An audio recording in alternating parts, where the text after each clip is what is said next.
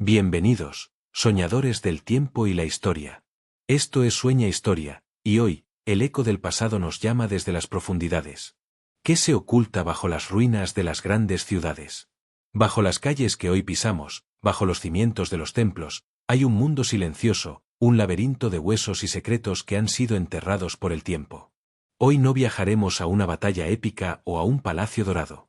Hoy nos adentraremos en la oscuridad, en el corazón mismo del misterio. Las catacumbas, un nombre que evoca oscuridad, miedo y silencio, pero ¿qué sabemos realmente de ellas? ¿Son solo un cementerio para los muertos de las épocas antiguas? ¿O son algo más? Esta historia no es para quienes creen que el pasado es un libro de texto con todas las respuestas. Es para los que sospechan que los libros mienten, que los historiadores ocultan la verdad y que hay un misterio más allá de lo que nos han contado. ¿Qué ritos se practicaron en sus pasillos? ¿Qué sociedades secretas se reunieron en su oscuridad? ¿Qué monstruos crecieron en sus profundidades?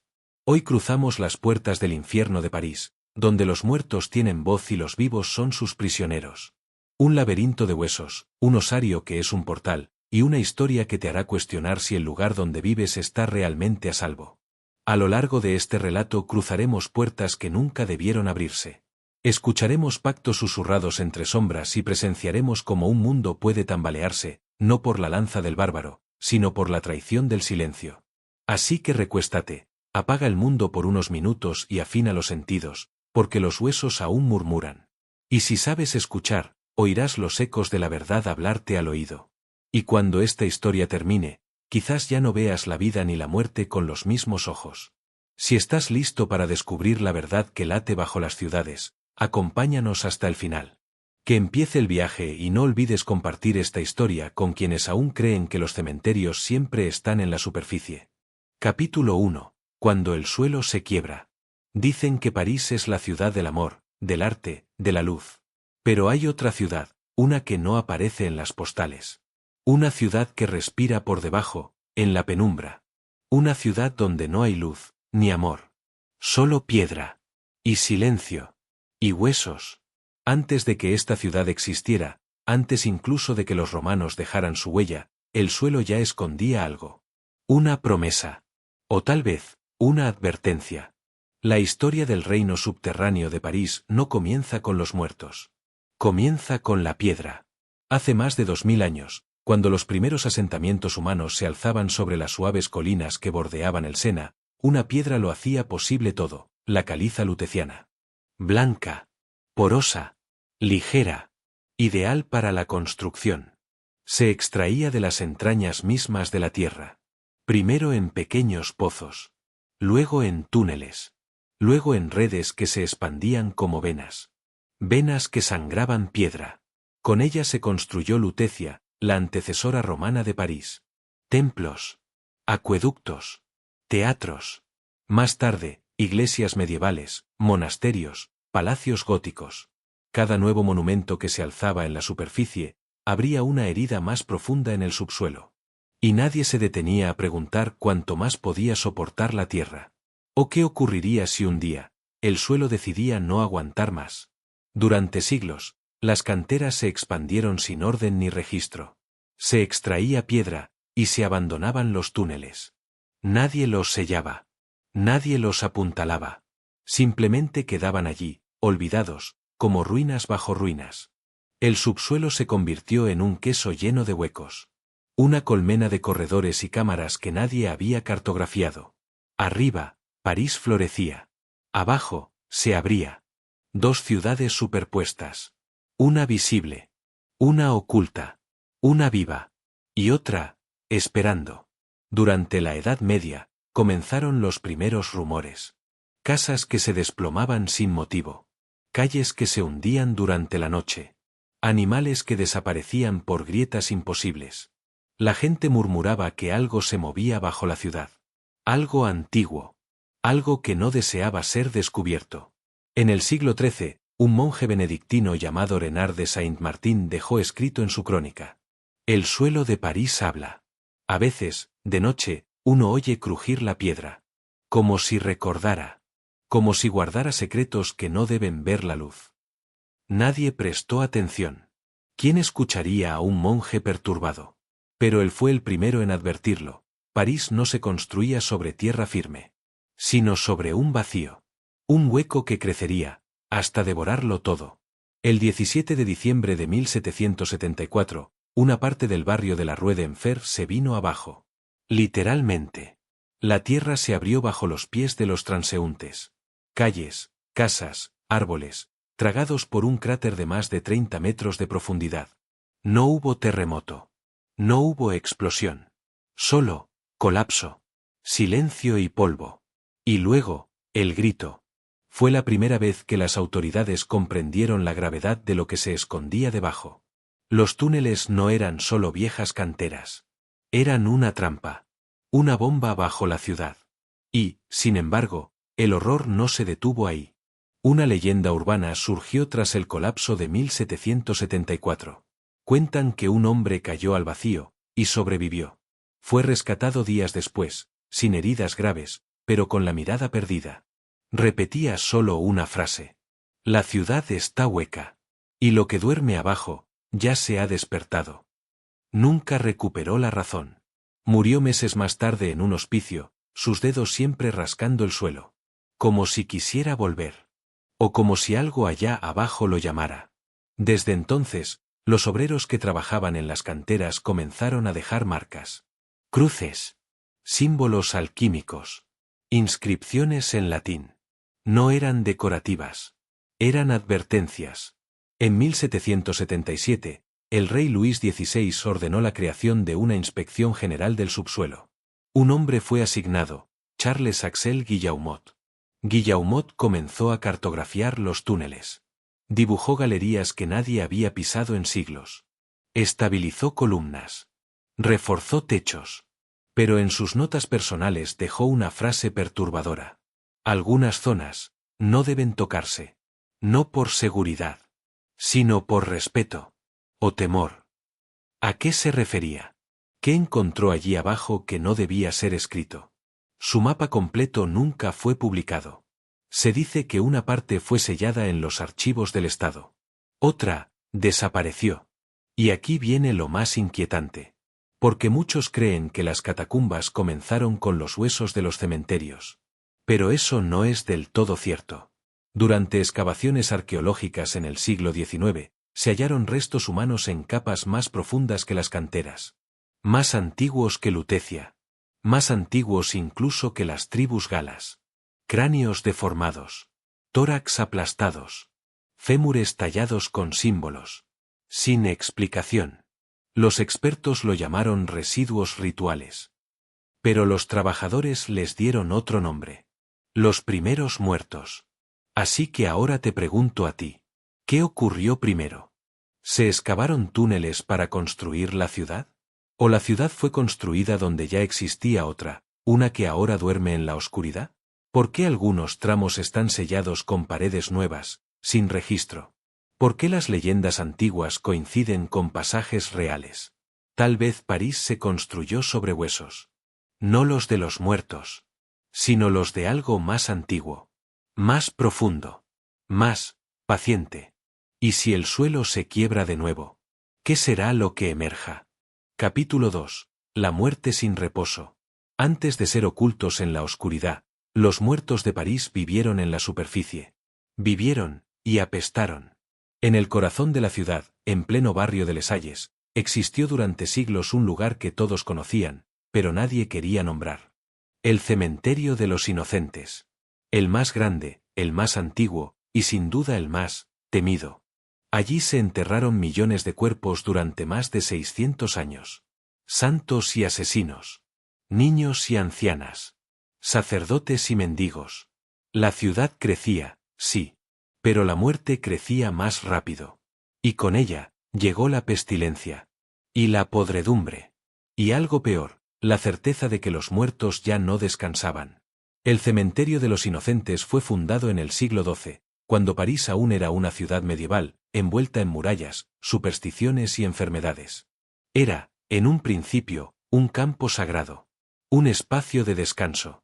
Pero en la Edad Media, la muerte no era silenciosa. Ni ordenada.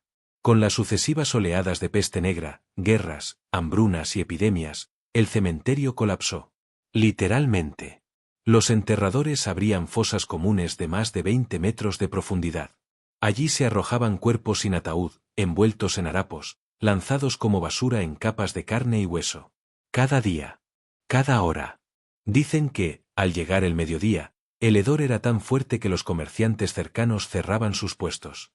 Las madres cubrían el rostro de sus hijos. Los sacerdotes bendecían el aire. Pero nada lo detenía. El suelo estaba podrido. En verano, los cadáveres fermentaban bajo el sol, liberando gases tóxicos. Las tumbas se hinchaban. Las fosas comunes bullían. Y cuando ya no podían más, explotaban. Sí, has oído bien. Cuerpos que explotaban. Cadáveres que reventaban, lanzando fragmentos de carne en descomposición sobre los muros, las ventanas, las calles. Niños cubiertos de vísceras al pasar. Carros volcados por el hedor. Una mujer escribió en 1740. Pasé por los inocentes al amanecer. Escuché un crujido bajo mis pies. Era una mandíbula humana. Aún tenía 2 dientes. La muerte se había vuelto paisaje. Cotidiana. Insalubre. Los médicos lo advirtieron. Los boticarios también. Incluso los carniceros se quejaron. El olor de los muertos estropea la carne de los vivos. La situación se volvió insostenible.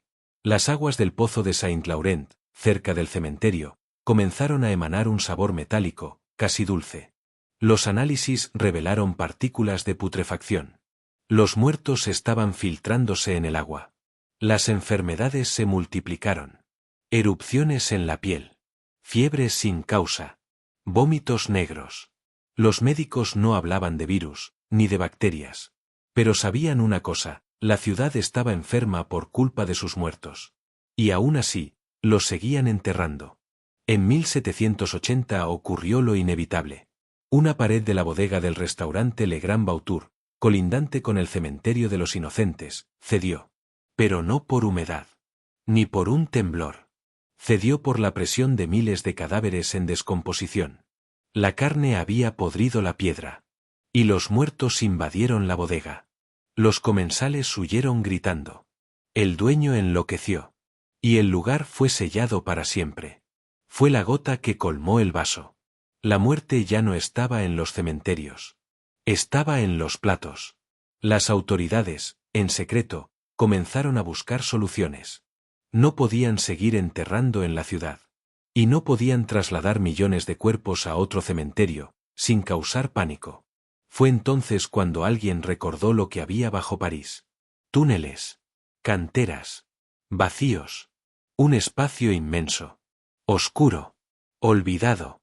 Perfecto. La idea fue tan simple como aterradora. Llenar el subsuelo de cadáveres. Pero no podían hacerlo de día. Ni con permisos públicos. Ni con campanas. Así comenzó el gran traslado. En 1785, bajo el amparo de la noche, las autoridades comenzaron a preparar el plan. Se reforzaron los accesos a las canteras. Se limpiaron pasajes. Se trazaron rutas desde el cementerio de los inocentes hasta el subsuelo. Y luego, se ordenó el traslado. No se informó a la población. No se ofrecieron misas. Ni despedidas. Solo sombras. Los muertos iban a ser desplazados. Como si fueran muebles. Cada noche, durante más de 2 años, carrozas cubiertas de telas negras salían en silencio desde los cementerios colapsados. No una. Decenas. Cargadas hasta el borde con huesos, cráneos, ataúdes abiertos. Las calles eran despejadas. Los faroles apagados. Los caminos, bendecidos con agua bendita. A cada paso, se escuchaban crujidos de huesos amontonados. Suspiros del viento atrapado en costillas vacías. Y, según algunos, risas débiles. Los vecinos, desde sus ventanas, observaban en silencio. Un silencio que duró siglos. Porque nadie quería hablar de lo que pasaba bajo sus pies. Algunos trabajadores encargados del traslado comenzaron a perder el juicio. Otros exigieron protección espiritual. Así se incorporaron rituales. Antes de cada bajada al túnel, se rezaba una oración. Al llegar al osario, se colocaban velas en forma de cruz. Algunos hablaban con los huesos. Otros los besaban. Un supervisor escribió en 1787. Siento que me observan. No hay ojos, pero sí mirada. Las catacumbas no eran un almacén. Eran una tumba sin nombre. Un reino nuevo. Hecho de cráneos y vértebras. Y nadie sabía cuántos cuerpos quedarían dentro. Ni qué quedaría afuera. ¿Se puede enterrar el horror bajo piedra y olvidarlo? ¿Puede el silencio tapar los gritos de los muertos? El cementerio de los inocentes fue clausurado. En su lugar se construyó un mercado, luego una fuente. Nada queda de sus muros. Pero los huesos siguen allí, solo que más abajo. Dormidos. Apilados. Y algunos dicen, aún conscientes. Porque cuando mueves millones de muertos sin pedir permiso, ¿estás enterrando cuerpos? ¿O estás despertando a algo más? Capítulo 3. El gran traslado. París no se construyó en un día, pero en 2 años enterró a más muertos que cualquier otra ciudad europea en siglos. El acto fue tan gigantesco, tan sombrío, que aún hoy hay zonas del subsuelo donde las paredes parecen susurrar. Susurrar nombres. Nombres que ya no están arriba. El gran traslado fue, oficialmente, una medida sanitaria. Pero en realidad fue un ritual de ocultamiento. Un entierro de la memoria. El comienzo. En 1785, tras el cierre del cementerio de los inocentes, el Consejo de Estado aprobó un decreto breve y frío. Los restos humanos de los cementerios urbanos serán trasladados a las canteras de la llanura de Montrouge. Ni palabra de ceremonias. Ni palabra de duelo. Solo logística. El encargado de esta operación monumental fue Charles Axel Guillaumot, el mismo inspector del subsuelo que había mapeado túneles y reforzado techos años antes. Su plan era simple, en papel. En la realidad, sería una procesión interminable de muerte. Abriendo el camino. Lo primero fue habilitar un acceso directo desde la superficie hasta el corazón de las canteras. En el barrio de Denfert-Rochereau, se abrió una boca en la tierra, una escalera de piedra en espiral que descendía a la oscuridad. A su lado, se construyó una sala amplia, destinada a recibir los huesos antes de distribuirlos por los túneles. Los obreros lo llamaron la garganta del diablo. Porque todo lo que entraba, ya no volvía. Las noches del traslado. El traslado debía hacerse solo de noche. No por respeto, sino por control. París no podía ver lo que estaba ocurriendo. Cada atardecer, carrozas cubiertas con paños negros salían desde los cementerios designados. A veces eran 3, a veces 10. Algunas transportaban huesos limpios, otras cuerpos aún enteros, hinchados por la descomposición. En ocasiones, el líquido de la putrefacción chorreaba por las rendijas de la madera, dejando un rastro oscuro sobre el empedrado. En la parte delantera, antorchas. Detrás, un sacerdote, murmurando salmos. Y junto a él, guardias armados, no para proteger los restos, sino para impedir que alguien se acercara demasiado. Un rito en cada descenso. Al llegar a la garganta del diablo, los huesos eran descargados a mano. Los trabajadores descendían con sacos, cestas o cajas llenas de cráneos y fémures. Los más supersticiosos colgaban medallas religiosas en su ropa. Otros llevaban bolsitas con sal, para espantar a las almas errantes. Antes de depositar los huesos, se hacía una breve bendición. Luego, silencio. Solo el eco del roce de huesos contra piedra. Un sonido hueco. Persistente. Casi, respirante. La obra macabra. Organizar millones de restos humanos no era una tarea improvisada. Los huesos se clasificaban. Cráneos por un lado. Fémures por otro. Costillas, vértebras y fragmentos en montones aparte. Con ellos, se erigían muros. Filas de fémures formando paredes rectas, reforzadas con cráneos que miraban eternamente hacia el visitante. Detrás de estas fachadas ordenadas, se acumulaban montones caóticos de huesos, apilados sin fin. El resultado era un osario, pero también una arquitectura. Una ciudad de huesos dentro de la ciudad de piedra. Los símbolos ocultos. Algunos muros no eran simples alineaciones. Se formaban cruces, corazones, figuras geométricas. En un corredor, Un cráneo humano tenía tallado un símbolo alquímico en la frente. En otro, un conjunto de huesos formaba la silueta de un reloj de arena. Guillaumat nunca dejó registros de por qué se hicieron estas figuras. Los obreros decían que era para contentar a los muertos. Otros susurraban que eran marcas de advertencia, para los vivos. El silencio obligado. Se prohibió hablar del traslado fuera del lugar de trabajo. Los empleados firmaban juramentos. Algunos que rompieron el pacto desaparecieron por accidentes en las canteras. En los cafés, si alguien mencionaba las carrozas nocturnas, la conversación se cortaba de golpe. Nadie quería saber más. Nadie quería mirar abajo. La primera inauguración. En 1786, cuando ya millones de huesos habían sido trasladados, se celebró en secreto una inauguración religiosa del osario. Un grupo reducido de funcionarios y clérigos bajó con antorchas y entonó cánticos entre las paredes de cráneos. Uno de ellos escribió: «Sentí que no éramos los únicos allí. Las sombras parecían más densas que la oscuridad misma». Desde ese momento, las catacumbas comenzaron a ser conocidas como el osario municipal. Pero nunca aparecieron en guías ni mapas públicos. Un trabajo sin fin. El traslado no terminó en 2 años. Continuó durante décadas. Cada vez que un cementerio urbano se cerraba, sus restos bajaban al mismo lugar. Las carrozas negras siguieron recorriendo París, generación tras generación. Se calcula que más de 6 millones de personas descansan ahora en el subsuelo. Más habitantes que los que hay vivos en la ciudad. Lo que no se trasladó. Pero no todos los restos llegaron a las catacumbas. Algunos cementerios se sellaron sin vaciarlos. Otros cadáveres fueron arrojados a pozos o ríos durante las revueltas. Y, según ciertos testimonios, algunos huesos fueron robados antes de bajar, usados en rituales o colecciones privadas. Incluso hoy, en excavaciones, aparecen cráneos con marcas idénticas a las halladas en zonas prohibidas del osario. Como si un mismo grupo hubiera marcado su territorio a lo largo de los siglos. El murmullo bajo tierra. Desde el primer día, los trabajadores hablaron de ruidos extraños. Pasos que seguían a las antorchas.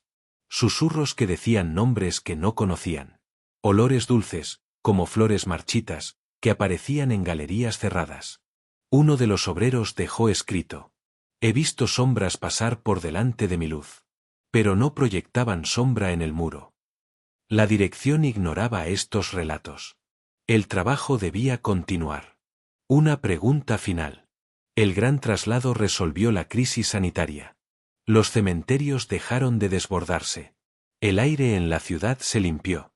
Pero, ¿a qué costo? Enterraron millones de muertos bajo la piedra, amontonados, sin nombre. Los organizaron como ladrillos. Los convirtieron en muros, columnas, patrones. Y ahora, cuando uno recorre esos túneles, siente que las calaveras observan. No con odio. No con amor. Con paciencia. Como si supieran que, tarde o temprano, todos acabaremos allí. Capítulo 4. El reino de las sombras. Quien baja a las catacumbas por primera vez piensa que está entrando en un osario. Pero ese es solo el umbral. Lo que se extiende más allá no es un simple depósito de huesos, sino un reino. Un dominio tan vasto que parece no tener fin, con sus propias fronteras invisibles, sus leyes no escritas, y sus habitantes. Porque allí abajo no todo está muerto. O, al menos, no del todo. Un mapa incompleto.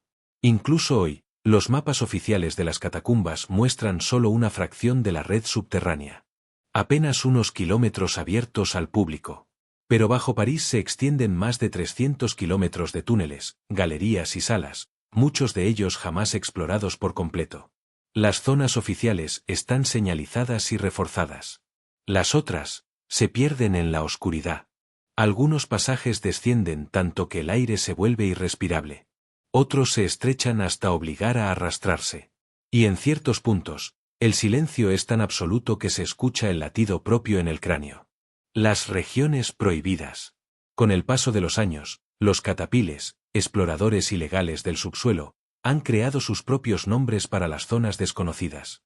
El laberinto ciego, el lago de cristal, la catedral negra. Sitios que no aparecen en ningún plano oficial.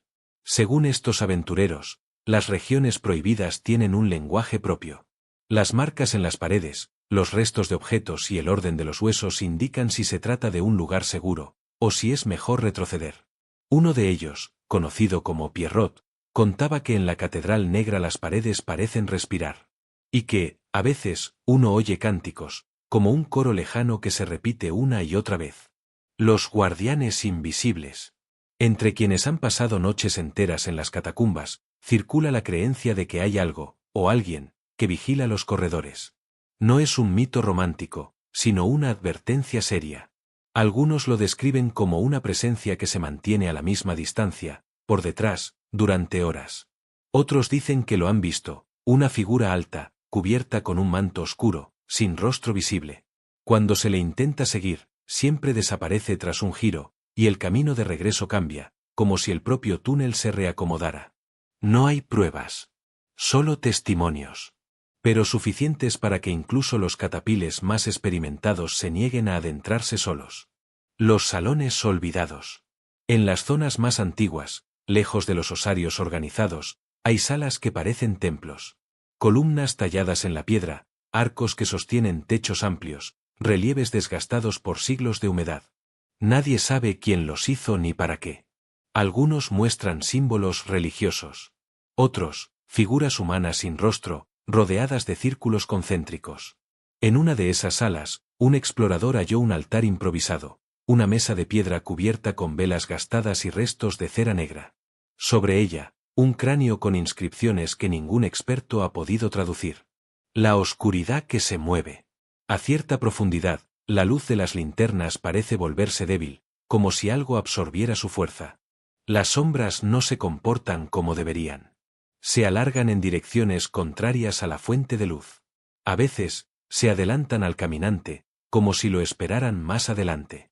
Un grupo de filmación que intentó registrar estas anomalías perdió la señal de todas sus cámaras al cruzar un arco estrecho. Las imágenes recuperadas muestran apenas 3 segundos, un pasillo vacío, y luego, un par de ojos brillantes, inmóviles, en el fondo. Nadie recuerda haberlos visto en el momento. Los susurros. No importa cuán hondo se descienda, siempre hay un punto en que el silencio deja de ser absoluto. Un murmullo tenue comienza a filtrarse desde algún lugar indefinido. No es viento, no es agua. Son voces. Incomprensibles, pero cargadas de intención. Hay quienes dicen que pronuncian nombres. Otros aseguran que es un idioma muerto, quizá latín, quizá algo más antiguo. Lo inquietante es que, cuando uno se detiene a escucharlas, las voces también se detienen. El lago subterráneo. En una zona muy profunda, hay un cuerpo de agua cristalina al que solo se puede acceder arrastrándose por un túnel estrecho. Los que han llegado hasta allí cuentan que el lago refleja la luz de forma extraña, devuelve imágenes que no coinciden con lo que tiene delante. Un catapile juró que, al mirar su reflejo, no vio su propio rostro, sino el de un hombre con ropas del siglo XVIII. Otro dijo que vio el pasillo detrás de sí, pero sin el presente, y con alguien más avanzando por él. Nadie ha bebido de esa agua. Todos coinciden en que huele a piedra vieja y flores marchitas. El corazón del reino. Los rumores más persistentes hablan de un punto central, un lugar que sería el verdadero núcleo del reino de las sombras. No es una sala, ni un pasillo, sino un cruce de caminos que parece idéntico desde cualquier dirección que se mire. Dicen que quien llega allí siente que el aire pesa más, que las linternas fallan, y que los cráneos dispuestos en las paredes no están mirando hacia afuera, sino hacia adentro, como si guardaran algo en el centro. Algunos creen que es allí donde reposa lo que nunca debió ser movido de los cementerios originales. Otros que es una tumba más antigua que la ciudad misma. Nadie ha regresado con pruebas. Solo con miradas perdidas y la insistencia de que no hay que buscarlo. Una ley no escrita. En el reino de las sombras hay una regla que todos conocen, aunque nadie la imponga oficialmente. Nunca te detengas demasiado tiempo en un mismo lugar. No porque se vaya a derrumbar el techo. No por el frío. Sino porque, en algún momento, si te quedas inmóvil, algo más se quedará contigo. El precio de la curiosidad. Las catacumbas son un espejo oscuro de París. Arriba, una ciudad viva, iluminada, con sus calles y plazas. Abajo, un laberinto inmóvil, hecho de piedra, huesos y aire viciado. Pero el reino de las sombras no es solo un espacio físico. Es una presencia. Una memoria que se extiende por siglos y que parece crecer con cada nuevo visitante que se pierde en sus entrañas. Y, como toda memoria antigua, no olvida a quienes la han perturbado. Capítulo 5. La sala de los ecos. No todas las leyendas de las catacumbas hablan de figuras oscuras o de túneles infinitos.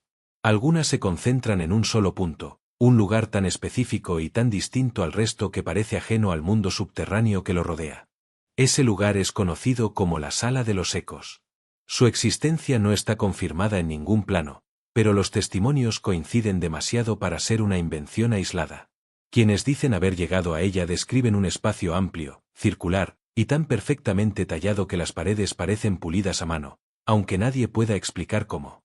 Es un lugar donde el sonido se comporta de forma antinatural. El camino hasta ella.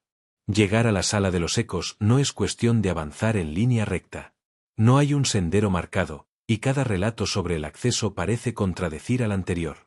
Algunos hablan de un corredor en espiral que desciende lentamente, otros de un tramo recto con arcos de piedra que parecen multiplicarse en la penumbra. Pero hay un elemento común: todos aseguran que, a mitad del trayecto, comienzan a escuchar sus propios pasos como si vinieran de otra dirección. Esos pasos no siempre coinciden con el ritmo del caminante. A veces se adelantan, como si alguien invisible fuera guiando el camino. Otras veces se retrasan, como si algo siguiera a corta distancia. El sonido que se dobla. La particularidad más inquietante de la Sala de los Ecos es que allí el sonido no se comporta como debería. En un espacio común, la voz rebota y se dispersa. En la sala, el eco regresa, pero no igual. Las palabras dichas en voz alta vuelven alteradas, con un timbre distinto, más grave o más agudo, a veces deformadas hasta volverse irreconocibles. Un explorador conocido como Leonard relató que gritó su propio nombre y escuchó la respuesta en un idioma que no entendió, como si otra voz lo hubiera repetido desde el fondo de la tierra. Otra persona afirmó que al susurrar «¿Quién está ahí?», obtuvo una respuesta inmediata, «Yo», pronunciada con la voz exacta de un amigo suyo que había muerto años antes. El efecto en la mente. Pasar más de unos minutos en la Sala de los Ecos puede provocar desorientación. Los sonidos se multiplican y se desplazan de forma impredecible, hasta que es imposible saber de dónde provienen. Incluso el latido del propio corazón parece resonar en distintos puntos del espacio, como si estuviera rodeando al visitante. Algunos catapiles aseguran que, si uno permanece en silencio absoluto, puede escuchar fragmentos de conversaciones ajenas, como si las paredes guardaran grabaciones antiguas. Se han registrado testimonios de frases en francés, latín, alemán e incluso lenguas desconocidas. Nadie ha podido comprobar si se trata de alucinaciones auditivas o de algo más. Las marcas en la piedra. En la sala no hay huesos. A diferencia de otros sectores de las catacumbas, aquí las paredes están limpias. Pero en su superficie, casi imperceptibles, hay hendiduras circulares, como si alguien hubiera colocado recipientes o instrumentos contra la piedra. Algunos creen que fueron usados para experimentos acústicos durante el siglo XVIII. Otros, que son mucho más antiguos y que la sala fue un lugar ritual, diseñado para amplificar voces y cantos. En un punto específico del muro, a la altura de la vista, se encuentra un símbolo extraño, un círculo dividido por 3 líneas rectas, formando 6 segmentos irregulares. Quienes lo han visto aseguran que al colocarse justo frente a él y hablar, la voz se multiplica como si proviniera de distintos puntos a la vez. Las desapariciones. Aunque no hay registros oficiales, entre los exploradores clandestinos circulan historias de personas que entraron a la Sala de los Ecos y nunca regresaron. No se habla de derrumbes ni de accidentes, sino de desapariciones súbitas. Compañeros que miraron a un lado y al volver la vista, encontraron el espacio vacío, sin huellas de salida. Un relato particularmente inquietante es el de un joven llamado Mathieu. Según su grupo, él estaba probando cómo resonaba su guitarra en el lugar. En un momento, tocó un acorde y el sonido se prolongó mucho más de lo normal, como si las paredes lo estuvieran reteniendo. Al apagarse la nota, Mathieu ya no estaba. Solo quedó el instrumento, apoyado contra la pared, aún vibrando. La teoría del puente sonoro. Algunos investigadores de lo paranormal sugieren que la Sala de los Ecos podría ser una especie de puente sonoro, un punto donde las vibraciones acústicas interactúan con el espacio-tiempo de forma inusual. Según esta hipótesis, ciertos sonidos, especialmente aquellos con frecuencias específicas, podrían abrir ventanas hacia otros lugares, o incluso hacia otras épocas. Esta idea se apoya en la extraña sensación que describen los testigos, como si durante un segundo, el aire se volviera más pesado y las paredes se movieran, no físicamente, sino en la percepción del visitante. La última grabación. En 1998, un grupo de 3 exploradores llevó consigo una grabadora analógica para documentar los sonidos de la sala. Al reproducir la cinta, encontraron que sus propias voces estaban distorsionadas, pero lo más inquietante era un fragmento que ninguno recordaba haber pronunciado. En él, una voz masculina grave decía, en francés antiguo, Il n'y a pas de retour, no hay regreso. Uno de los miembros del grupo abandonó las exploraciones tras escuchar la cinta. El otro juró que había escuchado esa misma voz en sueños durante semanas. El tercero dejó de responder a llamadas y nadie lo volvió a ver. Una advertencia antigua. Los catapiles más veteranos coinciden en una advertencia. Si llegas a la sala de los ecos, no intentes probar su acústica. No grites, no cantes, no toques un instrumento. Camina en silencio, sin detenerte. Porque, dicen, no siempre es el visitante quien inicia la conversación. La sala de los ecos sigue sin figurar en ningún mapa, pero su historia continúa circulando de boca en boca entre quienes conocen los pasajes prohibidos. Un recordatorio de que, en las profundidades de París, el sonido no siempre es un aliado, y que, a veces, lo que escuchamos no quiere ser ignorado. Capítulo 6. El guardián sin rostro. En el mundo subterráneo de las catacumbas de París, hay relatos que parecen creados para asustar a los novatos, advertencias sobre pasadizos sin salida, inundaciones repentinas o zonas con aire irrespirable. Pero existe una leyenda que incluso los exploradores más experimentados mencionan en voz baja, como si temieran invocarla. Hablan del guardián sin rostro. No se trata de un espectro tradicional ni de un asesino escondido en la oscuridad. Su naturaleza parece situarse en un punto intermedio, donde la realidad se mezcla con algo que no pertenece a este mundo. No hay consenso sobre qué es, pero todos coinciden en una cosa: encontrarlo significa que estás demasiado lejos, y que probablemente ya no haya vuelta atrás. Primeras menciones. Los testimonios más antiguos que lo describen datan de principios del siglo XIX, cuando las catacumbas apenas comenzaban a recibir visitas clandestinas. En un diario hallado en 1842, y conservado hoy en una colección privada, un joven llamado Henry Doucet anotó lo siguiente: escuchamos pasos. No eran los nuestros.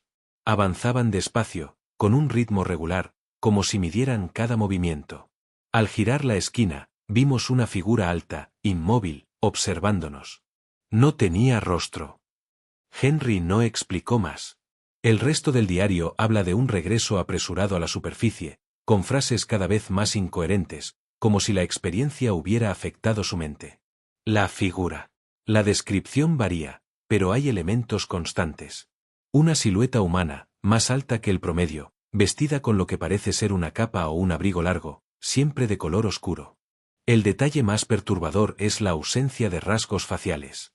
Donde deberían estar los ojos, la nariz y la boca, hay una superficie lisa, como piel estirada o piedra pulida. Algunos afirman que, a pesar de no tener rostro, saben cuando los está mirando. Sienten una presión en el pecho, un peso invisible que se intensifica si permanecen quietos. El silencio que lo acompaña.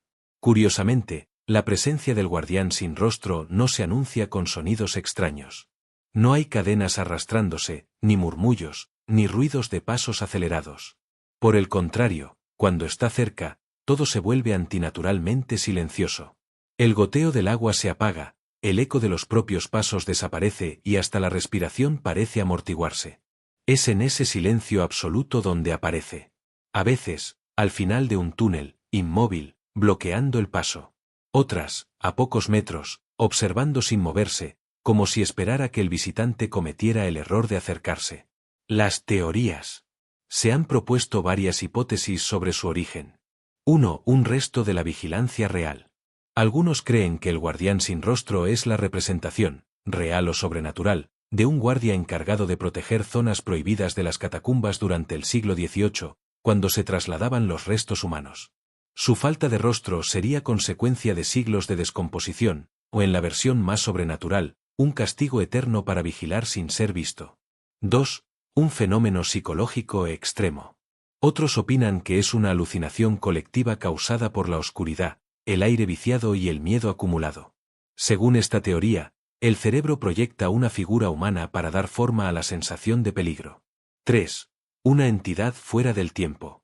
La hipótesis más inquietante plantea que el guardián no pertenece al presente ni al pasado, sino a un punto intermedio. Su tarea sería custodiar ciertas zonas y evitar que los intrusos lleguen a lugares que no deben ver. Encuentros registrados. En 1976, un grupo de catapiles relató que, mientras exploraban un sector poco cartografiado, encontraron un pasadizo bloqueado parcialmente por rocas. Entre las sombras del otro lado, vieron una figura inmóvil. Uno de ellos, intentando comunicarse, encendió una linterna y gritó. La luz iluminó un cuerpo alto, y una superficie lisa donde debía estar el rostro. La figura no se movió, pero el aire comenzó a volverse más denso, hasta provocarles mareo. Asustados, huyeron. Horas después, uno de ellos aseguró que, en el momento de huir, sintió que algo le rozaba el hombro, a pesar de que nadie estaba cerca. Otro caso, en 1993, involucró a un explorador solitario que grababa en vídeo su recorrido. En la cinta, en el minuto 42, aparece fugazmente una figura oscura al fondo del pasillo. El explorador afirma que, al acercarse, las luces de su equipo comenzaron a parpadear hasta apagarse. Cuando volvieron, el pasillo estaba vacío. Zonas asociadas. Aunque no hay un mapa exacto, los relatos sitúan la aparición del guardián en zonas profundas, especialmente en pasadizos que conducen a cámaras selladas o en las inmediaciones de antiguos accesos militares clausurados.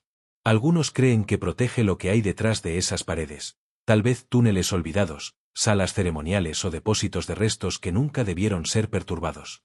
El efecto posterior. Quienes aseguran haberlo visto describen un efecto persistente. Durante días o semanas después, sienten que están siendo observados, incluso en la superficie. Algunos hablan de sueños repetitivos donde caminan por las catacumbas, y al girar, lo encuentran siempre de pie, inmóvil, bloqueando el camino. Más perturbador aún es el testimonio de dos personas que afirmaron ver al guardián, fuera de las catacumbas. En ambos casos, estaba en la calle, entre la multitud, inmóvil, mirando en silencio. La advertencia.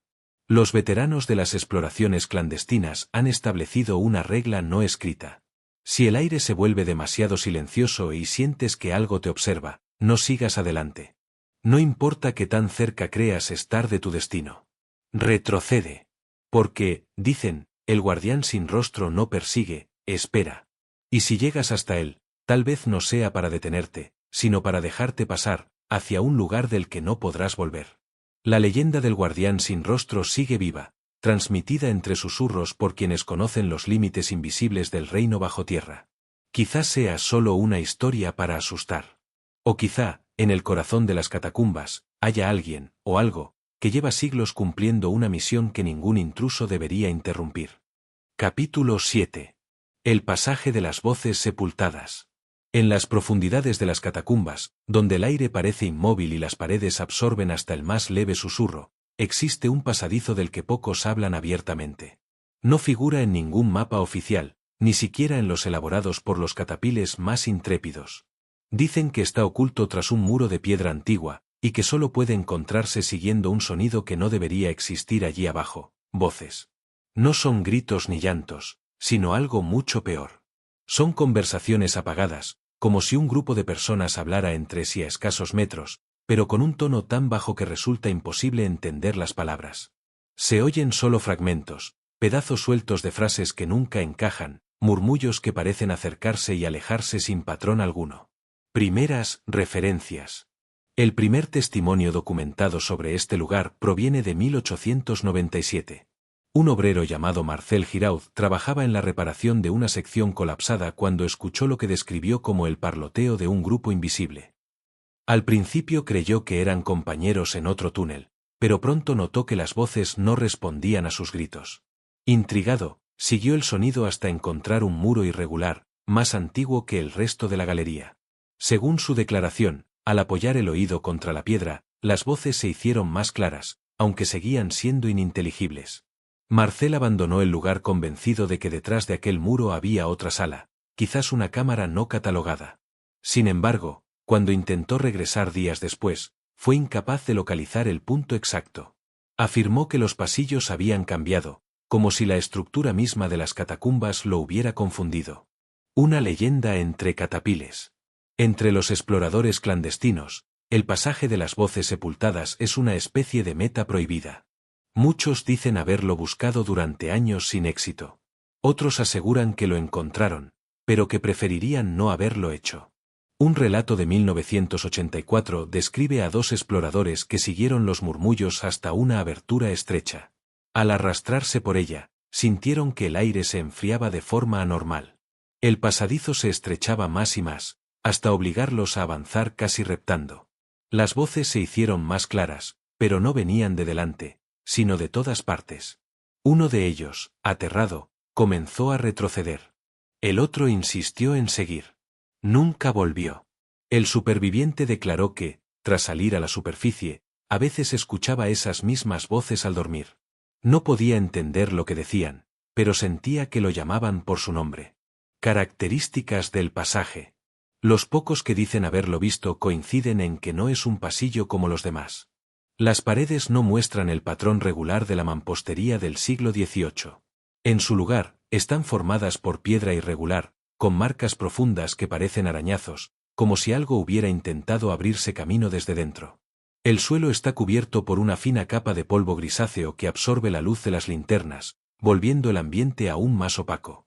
Algunos aseguran haber visto pequeñas inscripciones talladas en la piedra, no en francés ni en latín, sino en un idioma que no reconocen. Teorías sobre el origen de las voces. 1. Cámaras de resonancia natural. Una explicación racional sugiere que el pasaje conecta con cavidades lejanas donde el sonido de la ciudad, filtrado a través de capas de piedra, se distorsiona hasta parecer voces humanas. Pero incluso los más escépticos reconocen que esta teoría no explica por qué algunos oyen su propio nombre. 2. Restos de rituales. Durante los siglos XVIII y XIX, las catacumbas fueron escenario de ceremonias clandestinas, algunas de carácter esotérico. Según esta hipótesis, las voces serían un eco sobrenatural de aquellas prácticas, atrapado en la piedra como una grabación imposible. 3. La llamada de los que no descansan. La versión más oscura afirma que las voces pertenecen a los muertos cuyos restos fueron sellados tras el muro. No serían fantasmas en el sentido tradicional, sino conciencias atrapadas, condenadas a repetir palabras que nadie puede comprender, salvo aquellos a quienes el pasaje elija. Incidentes documentados. En 2001, un grupo de 3 exploradores reportó que uno de ellos comenzó a responder en voz alta a las voces, como si estuviera conversando con alguien invisible. Los otros intentaron detenerlo, pero él se adentró corriendo en un pasillo lateral que ninguno recordaba haber visto antes. La persecución duró apenas un minuto antes de que lo perdieran de vista. Revisaron cada túnel cercano durante horas, sin éxito. Al día siguiente, su mochila apareció cuidadosamente colocada junto a una entrada sellada con cemento fresco. En 2015, un vídeo encontrado en una cámara abandonada muestra a un explorador respirando agitadamente mientras una serie de murmullos se escuchan de fondo. A medida que avanza, las voces se vuelven más nítidas y parecen superponerse, como si decenas de personas hablaran a la vez. De repente, la cámara se cae al suelo y sigue grabando. Un último susurro, más claro que los demás, pronuncia una sola palabra: quédate. Efectos posteriores. Las personas que han estado cerca del pasaje aseguran que los murmullos pueden perseguirlas incluso fuera de las catacumbas. No los escuchan todo el tiempo, sino en momentos aleatorios, al entrar en una habitación oscura, al cruzar una calle vacía, o justo antes de dormir. Algunos desarrollan insomnio, otros empiezan a evitar lugares cerrados, y unos pocos admiten sentir una atracción creciente por volver al pasaje, como si algo les prometiera respuestas. Advertencia final. La comunidad clandestina ha establecido una advertencia clara. Si escuchas voces en un sector que no conoces, no intentes seguirlas. No importa si parecen venir de un pasillo cercano, o si crees reconocer tu propio nombre. En el mejor de los casos, te perderás. En el peor, te unirás a ellas. El pasaje de las voces sepultadas permanece como uno de los misterios más temidos del reino bajo tierra. Tal vez no exista y solo sea un cuento para infundir miedo. O tal vez, bajo las calles de París, haya un lugar donde las palabras nunca mueren y las piedras recuerdan cada susurro. Un sitio donde, si te quedas demasiado tiempo, las voces no solo te hablarán, sino que aprenderán a imitarte. Capítulo 8. La sala de los relojes silenciosos. En un recodo profundo de las catacumbas, más allá de los túneles habituales y de los mapas que circulan entre los catapiles, existe un lugar cuya sola mención provoca un silencio incómodo entre quienes lo conocen, la sala de los relojes silenciosos. No es un espacio especialmente grande ni imponente a primera vista. Sin embargo, su atmósfera es tan extraña que incluso los exploradores más osados evitan permanecer allí más de unos minutos. El acceso a esta sala no es sencillo. Está oculta tras una serie de corredores estrechos y giros que parecen dispuestos para confundir al visitante. Algunos aseguran que las rutas hacia ella cambian con el tiempo, como si la piedra misma quisiera proteger su secreto. Otros, que una vez que la has encontrado, no vuelves a tropezar con ella, a menos que algo quiera que regreses. La primera descripción. El primer relato fiable sobre este lugar data de 1932. Cuando un inspector de mantenimiento llamado Émile Doré afirmó haber descubierto una cámara repleta de relojes. Según su testimonio, todos estaban colgados en las paredes o dispuestos sobre repisas improvisadas, relojes de péndulo, de bolsillo, de sobremesa, e incluso despertadores. La variedad era asombrosa, pero lo que más le llamó la atención fue que ninguno funcionaba. No se oía el tic-tac de un solo mecanismo, y las agujas de todos los relojes señalaban horas distintas. Émile intentó poner en marcha uno de los relojes, pero la cuerda estaba rígida, como si el mecanismo se hubiera petrificado. Notó también que el aire en la sala era más denso, cargado de un olor metálico que no provenía del óxido. Cuando salió de allí, aseguró que había perdido la noción del tiempo. Lo que él creyó que fueron unos 15 minutos resultaron ser más de 2 horas. Testimonios posteriores. A lo largo del siglo XX, varios exploradores reportaron hallazgos similares. La disposición de los relojes variaba ligeramente, pero siempre había decenas, si no cientos, de ellos, todos completamente inmóviles. Algunos incluso parecían demasiado antiguos para haber sido colocados allí por manos modernas, piezas del siglo XVIII e incluso relojes con inscripciones en latín. Un caso particularmente inquietante ocurrió en 1976, cuando un grupo de 3 amigos decidió filmar su exploración. En el vídeo, se ve cómo entran a la sala, examinan los relojes y hacen bromas sobre el silencio que reina en el lugar. De pronto, uno de los relojes de bolsillo cae de una repisa por sí solo. Cuando lo recogen, descubren que sus agujas marcan la hora exacta que figura en la cámara en ese momento. Lo más perturbador es que, al revisar la grabación días después, notaron que en el momento de la caída se escuchaba un débil latido, como el de un corazón lejano. Características inexplicables. Quienes han estudiado el fenómeno coinciden en varios puntos. Ausencia de polvo. A pesar de la antigüedad y el abandono aparente, los relojes nunca están cubiertos por polvo o telarañas. Aire inmóvil. No se siente corriente alguna, lo que hace que el ambiente sea sofocante. Desorientación temporal. Es común que los visitantes pierdan la noción del tiempo real. Algunos afirman haber estado minutos cuando en realidad pasaron horas, otros, lo contrario. Sensación de vigilancia. Muchos aseguran sentir que alguien, o algo, los observa desde dentro de la sala, aunque nunca han visto presencia física alguna. Teorías sobre su origen. 1. Depósito olvidado. Algunos historiadores sugieren que pudo ser un lugar donde, durante el siglo XIX, se guardaban objetos recuperados de derrumbes o evacuaciones.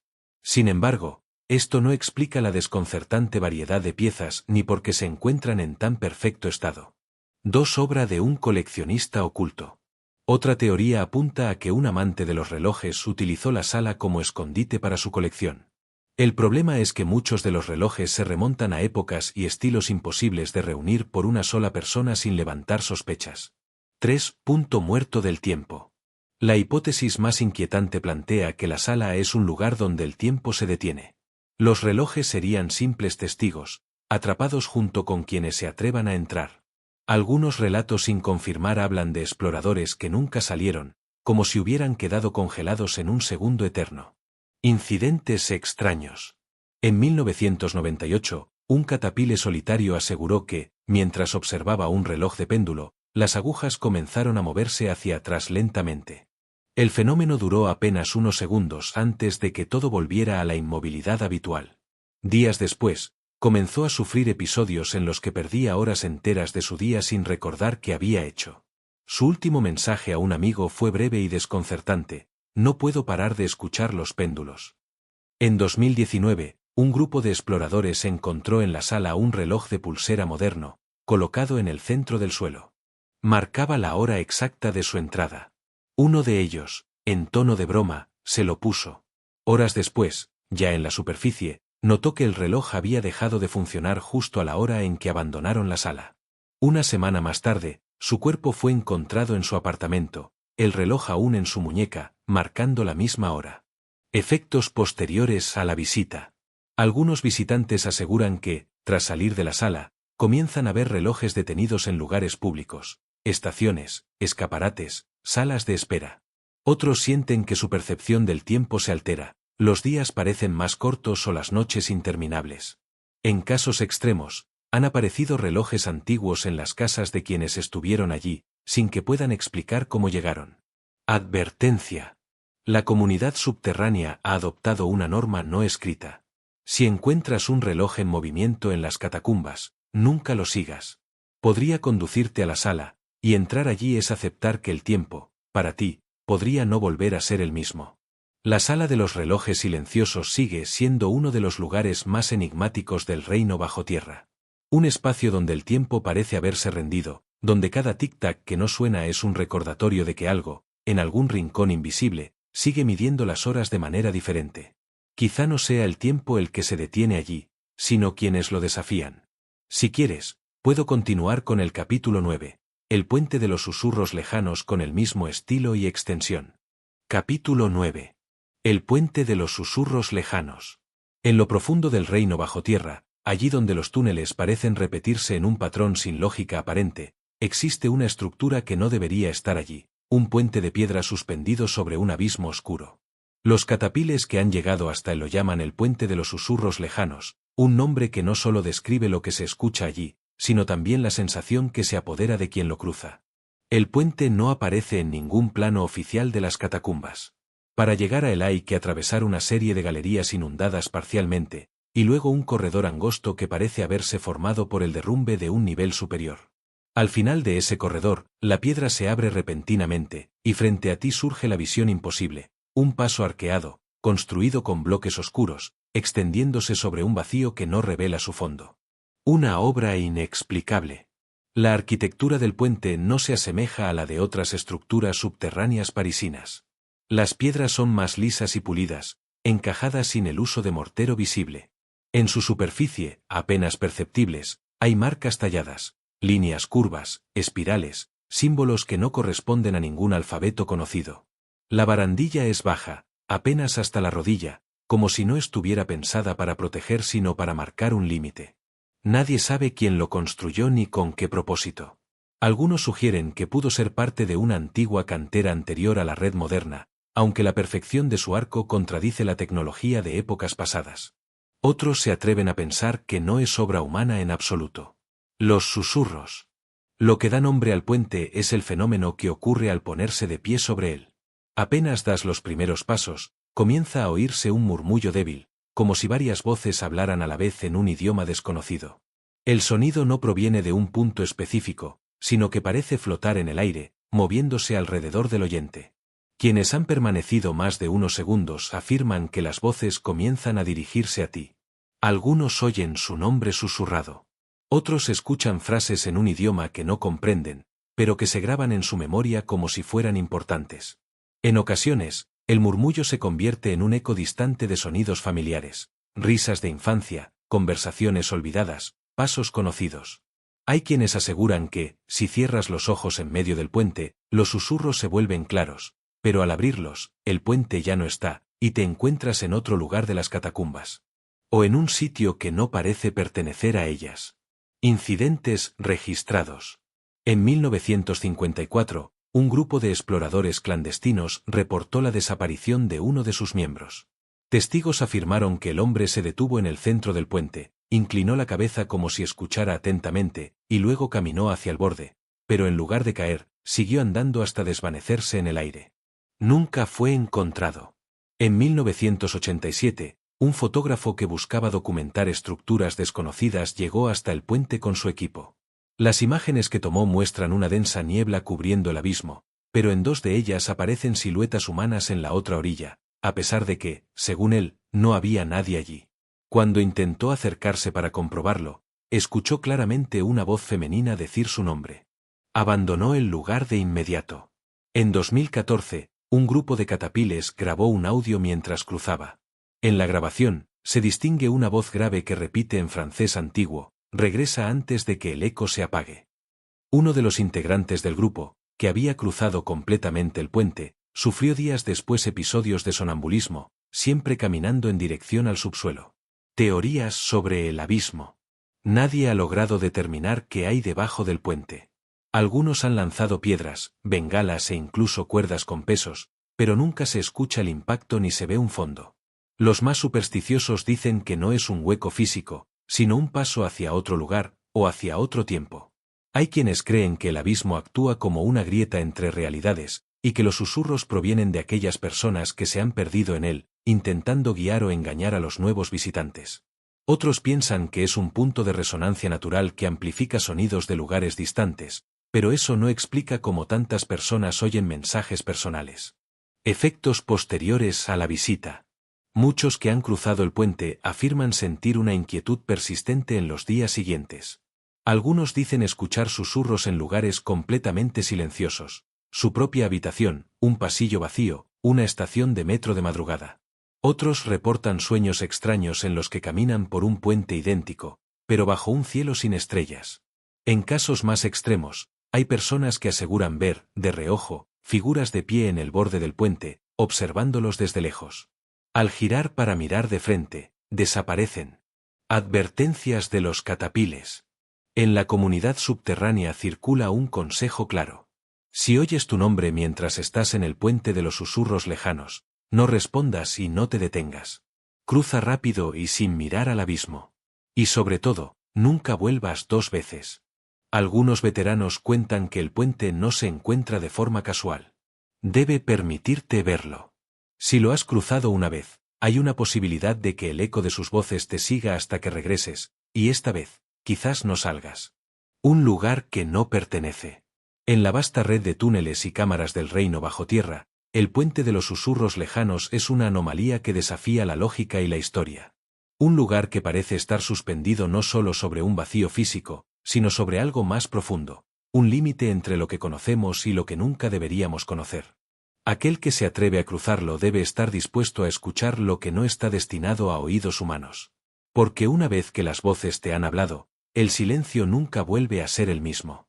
Capítulo 10. El archivo de los nombres olvidados. Al final de todo, tras meses de recorrer pasadizos sin mapa y cámaras prohibidas, descubrí que el reino bajo tierra no era un simple cementerio extendido bajo París. Era un organismo vivo, un tejido de piedra que guardaba, clasificaba y borraba la historia según su propia voluntad. Cada hallazgo anterior, los altares ocultos, los túneles que cambiaban de forma, las cámaras que duplicaban el sonido, no eran piezas sueltas, sino fragmentos de un sistema más vasto. Todo conducía a un único lugar, el archivo de los nombres olvidados. Este espacio no figura en ningún registro, ni siquiera en los más antiguos croquis de la policía subterránea o de los catapiles veteranos. No se llega buscándolo, se llega porque el archivo así lo decide. Yo no lo sabía entonces, pero cada paso que di, cada sala que exploré, fue una invitación silenciosa para llegar a él. El encuentro. La entrada estaba al final de un túnel sin retorno. No era que estuviera bloqueado, era que, una vez dentro, las paredes parecían contraerse detrás de mí, sellando cualquier salida. La linterna reveló un pasillo recto que terminaba en una puerta arqueada, tallada en piedra negra, con inscripciones que no reconocí. No había cerrojo, pero al tocarla, la piedra estaba tibia, como si algo latiera detrás. Al cruzar el umbral, el silencio fue absoluto. No era ausencia de sonido, era una negación del mismo. El aire pesaba como si estuviera lleno de polvo invisible, y cada respiración parecía robarme algo que no podía identificar. La sala era más pequeña de lo que esperaba.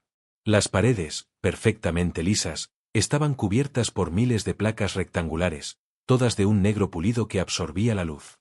En cada una había un nombre. Algunos en francés, otros en latín, árabe, griego o idiomas que jamás había visto. No había fechas de nacimiento ni de muerte, solo nombres, alineados con una precisión casi inhumana. La revelación. Me acerqué a una de las placas y sentí una vibración leve, como un latido. Era imposible, pero al apoyar la mano noté que el pulso coincidía con el mío, y después comenzó a adelantárseme, marcando un ritmo que no era humano. Reconocí varios nombres. Gente de la superficie, viva y saludable cuando los vi por última vez. También nombres que solo había leído en libros antiguos, y otros que no me decían nada.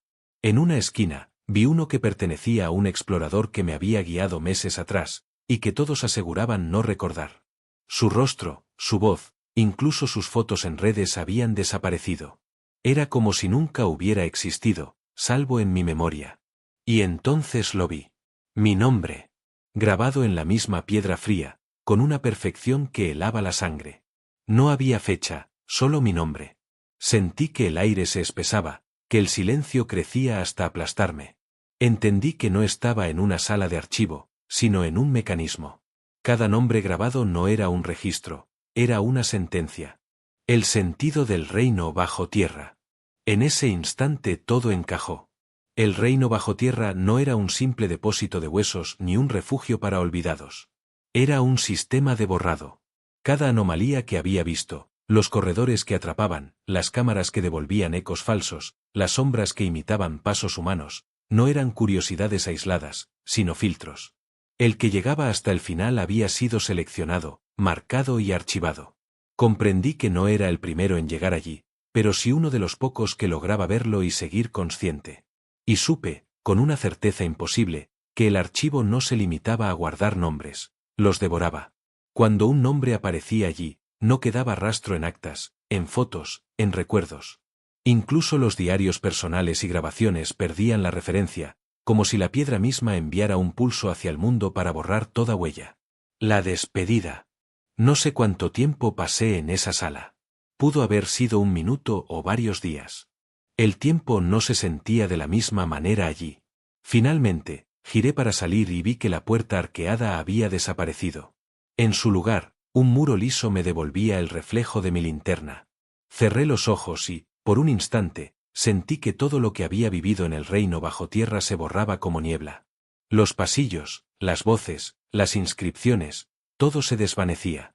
Cuando los abrí, estaba en una calle de París, de pie junto a una boca de metro, con el olor de la ciudad en la nariz.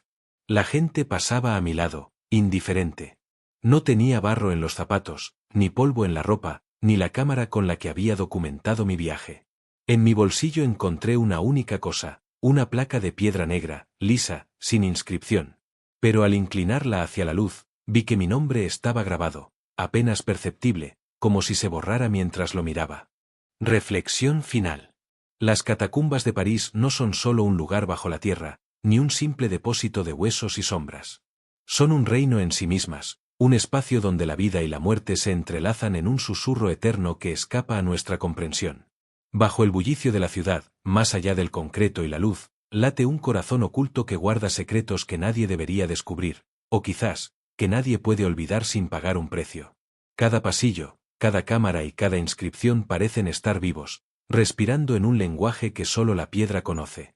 El archivo de los nombres olvidados nos recuerda que no solo somos cuerpos que caminan sobre el mundo, sino también recuerdos que pueden ser borrados, ecos que pueden extinguirse, nombres que pueden ser condenados al olvido. Pero, ¿qué sucede cuando ese olvido se vuelve consciente? Cuando el silencio bajo la ciudad comienza a susurrar, a observar, a elegir. Quizás las catacumbas no son solo un lugar para los muertos, sino un espejo oscuro para los vivos. Un recordatorio de que, bajo la superficie de nuestra realidad, hay fuerzas que controlan la memoria y la existencia misma, y que no todo lo que desaparece se va para siempre. Algunos nombres permanecen, latentes, esperando ser reclamados, y algunos secretos, enterrados, nunca terminan de morir. En el reino bajo tierra, donde el tiempo se quiebra y la historia se borra, la verdadera pregunta no es qué guardan las catacumbas, sino qué guardan de nosotros. Y tal vez, en algún momento, cuando el suelo se quiebre de nuevo, nos encontremos caminando una vez más entre sus sombras, no como visitantes, sino como parte del archivo vivo del olvido. Porque todos somos, inevitablemente, huesos y nombres en la memoria de la tierra.